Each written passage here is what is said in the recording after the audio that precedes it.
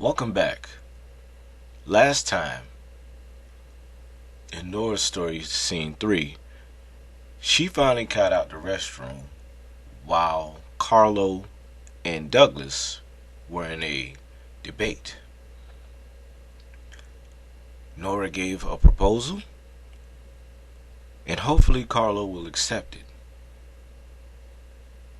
Now that you're caught up, let's continue forward with Nora's story, scene 4. Let's go to Ko Taco in Brickell for lunch. She received 10:49 a.m. I don't know, traffic is a bitch around that time. He received 10:52 a.m. Even on a Tuesday, she received 10:53 a.m. So many people have moved down here since 2005, the roads aren't clear like they used to. He received 10:57 a.m.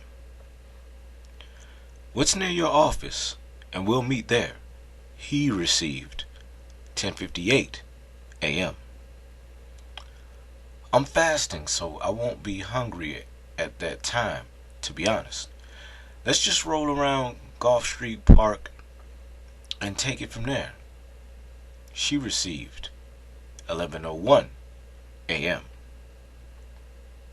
See you at 1? He received 11:05 a.m. Okay, at 1. She received 11:06 a.m. He didn't really speak to anyone about what occurred that night for a solid 2 weeks. That night, Carlo went to his condo, stripped down to his boxer briefs, and laid in bed looking at the ceiling. He wondered if he should get up to brush his teeth and call Francis afterward to give a heads up about possibly being late tomorrow. Carlo tried hard to focus on other things outside of that evening, hoping to lull himself to sleep as a sense of loss clouded his body, his wants partially covered. The game that was played then revealed to him twinged his ego as Carlo kept a blank stare going. The third glass of wine from earlier urged him to make way to the bathroom. He put on a pair of black flip-flops which guarded his foot bottoms from the cold tile. Feeling a chill, he went over the drawer and put on a gray t-shirt before strolling into the lavatory. When done relieving himself, Carlo slid in front of the mirror and reached down to wash his hands. For a few seconds he looked at his reflection, then downward, shaking his head, still grasping what occurred. I swear this gotta be some sucker shit, he thought as Carlo reached for the dental floss. Man, this was not what I expected at all. I respect she kept it 100 with me. There's probably a bunch of women today who lied to their men about where they were last night, all with a straight face. Alright, let me recap this here. We will be together and can have threesomes and some kind of weekend pass for me every blue moon, long as she approves. Nora ain't some bum-ass broad, and she made herself one of the biggest clients, which boosted my profile. She's 10 types of fine in any time zone on the planet. I'm sure a young Halle Berry could have played her life story all too well. But I can't shake knowing her older flame is still hovering somewhere. Now it seems like he's the side dude and I'm the main guy getting played. Karma is a real bitch, I'm telling you. Carlo gargled with Listerine as he finished brushing, applied chapstick, and went back into the bed. He was finally able to sleep once he put into practice a breathing exercise he saw online. During the 2 weeks after that night, Francis noticed an uneasy silence going on with his partner and closest homie. Carlo started coming into work at least an hour earlier than normal after showing up late the morning after the dinner. He kept every conversation on any subject he could outside of dating, lust, or love, avoiding relationship talks. Even when Francis got to talk about his conquest with him, Carlo would listen quietly and not mention anything about Nora like he usually would. At first, he figured there was some trouble in paradise, but didn't want to press his boy on it until he couldn't take it anymore. Me, Lindo, JV, and Lindo's cousin talking about hitting Studio 183 and maybe G5 or Tootsie Strip Club. Not sure yet, he said. How y'all getting there? He asked. Lindo's cousin got an updated 2017 Tahoe, so we rolling with him. Knowing him and Lindo's dog ass, they trying to hit Tootsies. Alright then. You know, I might roll with y'all to Tootsies. Need to get out the crib for a minute. Hold up. Hold up. Nah, man. What's up with you, man? First you avoid saying anything about your girl. Now you trying to hit the club with us heathens? What's up with you, bruh? Nothing. I'm just trying to get out the house. I haven't gone anywhere in a short while and my condo feeling like a prison. Well, if you're in a prison, why any talk about Nora? It's complicated, fam. I sensed something happened, but I didn't want to bug you about it. You're all laser focused and not dropping hints on settling down, and you ain't saying nothing about Nora. So what's up, man? Francis, I told you, you might think I was contemplating some sucker stuff. Damn, fam, is that serious? He told him in confidence what all transpired. With each twist, Francis responded with a wow, nodding his head and keeping as quiet as possible to grasp everything Carlo recollected from the evening of Nora and Douglas's proposal. He thought long and hard for a few moments after Carlo got out his final thoughts on the matter. Francis was thrown aback. He thought Nora wouldn't be the type willing to juggle two men. Cheating on your dude was one thing, but to split time between two guys willingly wanting to be with her is some next level player move to Francis.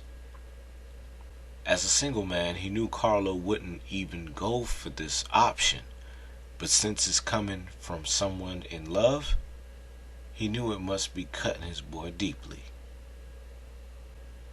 The following week that night, though everything reminded her of him, Nora stayed busy, trying not to think about Carlo.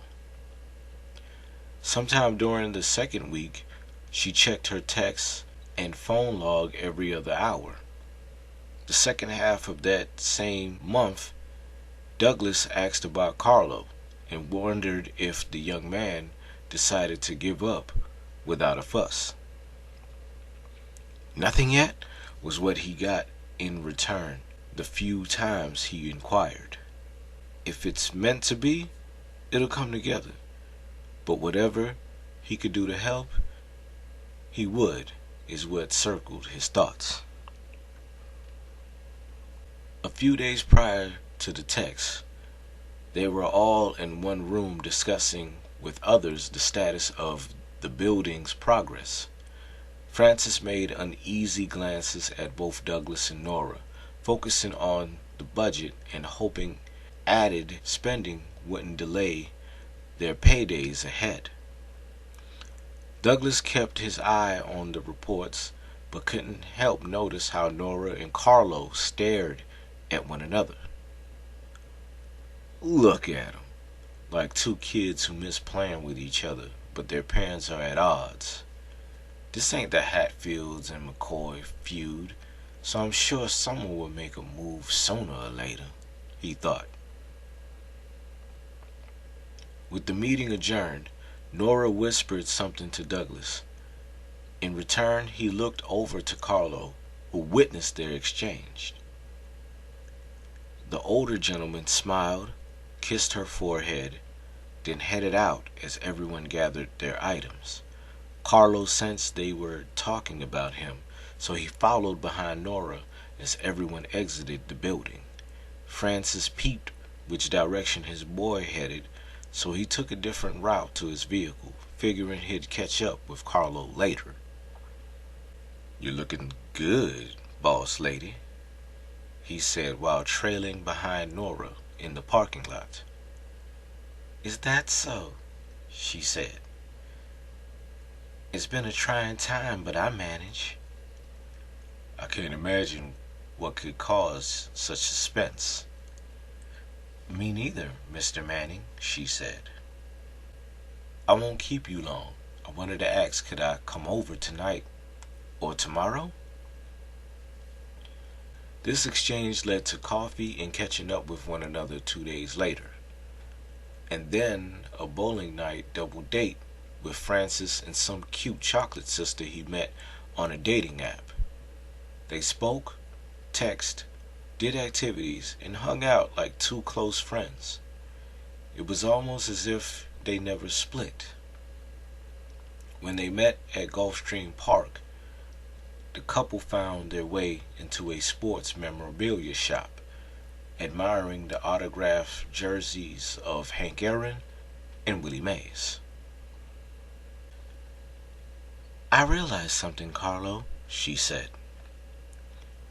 "You never really gave an answer of what you wanted to do next." "What do you mean?"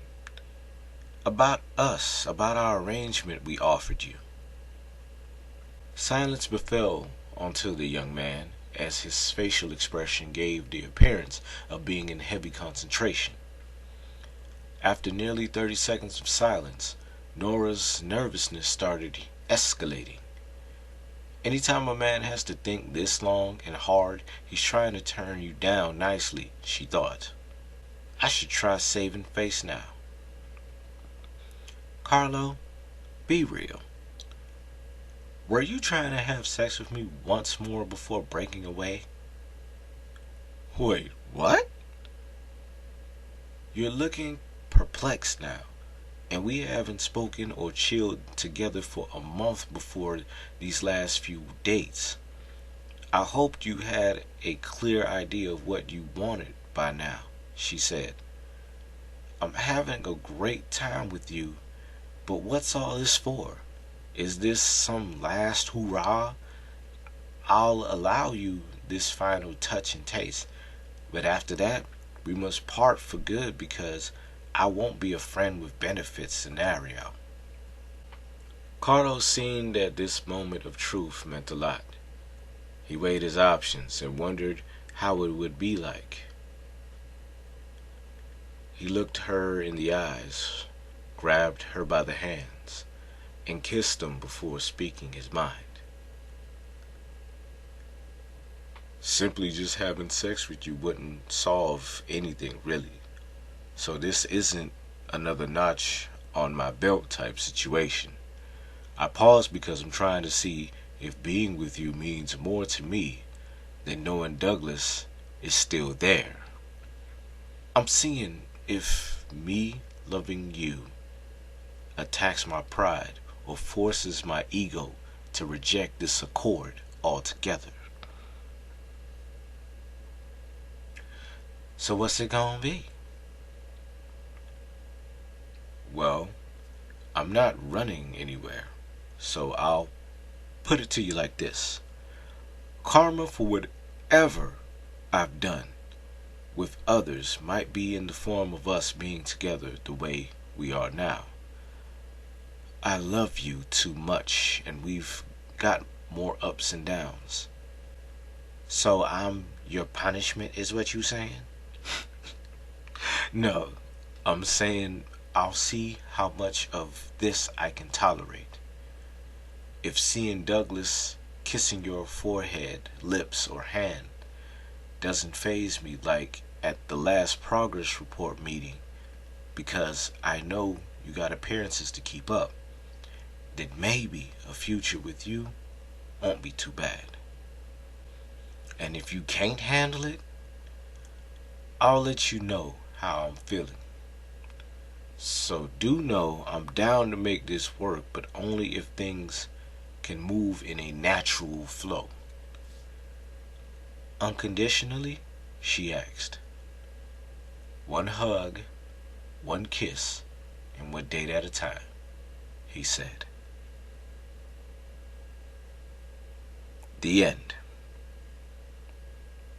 Hopefully in the future I might do a second season of this, second chapter, second however, but continuation of this. But until then, I'm looking to do another series, a different type. I did a poll on Facebook on my old Pippin Pens account, and a lot of people decided to go with what I'm gonna go into next or whatever. Just gotta figure out how I'm gonna set up part one or what have you. But yeah, this might be the conclusion of Nora's story. Please subscribe, like, and share. I need plenty of people to share, and hopefully the channel will grow. I have other stories that I'm going to work on with other people that's willing to submit tales. And yeah, I'm happy to take submissions. Shoot, I'm willing to even pay people if the submissions are good and can gain traction to the site. I'll definitely break bread with them. How much I'll pay, we'll see. But yeah, I'm willing to do that because I want to make this channel grow, and I want to help other writers get their stuff out there, especially if it's in the dating, lust, and love categories. But until then, just like and share this. Follow us on Instagram at La Femme Lachey LLC. Follow us also on Twitter at La Femme Lachey on Twitter or what have you. And yeah, you can like our So You Want to Be a Stripper page on Facebook, like that. We're gonna be doing more stuff on Twitter, on our website, on YouTube, and in the future on Pornhub maybe. We shall see. But until then, once again, like, share again, tag some people as you're sharing, and subscribe. Thank you for listening, and you guys have a blessed day or night wherever you are. Peace.